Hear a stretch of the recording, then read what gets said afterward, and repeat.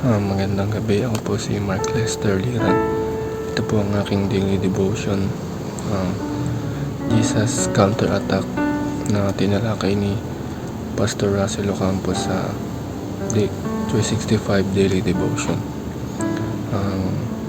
Verse po natin ngayong araw ay Luke chapter 4 verse 1 to 13. Nung binasa ko po yung verse na to is dito po naglakbay si Jesus sa disyerto at dito rin siya tinukso ng kaaway. Ang unang tukso sa kanya ay gawin daw ni Jesus na bato gawin daw ni Jesus na tinapay ang bato. Ngunit ito ang sinabi ni Jesus, man shall not live by bread alone. Ang unang tukso naman na ginawa ni Satan kay Jesus ay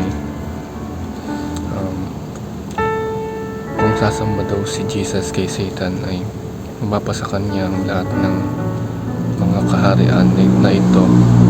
Ngunit ito ang sinabi ni Jesus, worship the Lord your God and serve Him only. Ang huling tukso naman na ginawa ni Satan kay Jesus ay pinapatalo niya si Jesus sa mataas na lugar, at kung siya ba ay talagang anak ng Diyos ay ililigtas siya ng mga anghel nito. Ngunit ito ang sinabi ni Jesus, do not put the Lord your God to the test. Sa application po natin ngayong araw ay immerse yourself in God's Word. Magbasa tayo lagi ng Biblia upang tayo ay may panglaban sa anumang tukso ng kaaway at maging handa tayo dahil alam natin ang salita ng Diyos. Kung tayo man ay matutukso ng kaaway ay malalabanan natin ito dahil alam natin ang salita ng Diyos at may panglaban tayo sa tukso. Ang second application naman ay fight temptations with God's Word. Dahil nagbabad tayo sa Biblia, kakabasa ng salita ng Diyos ay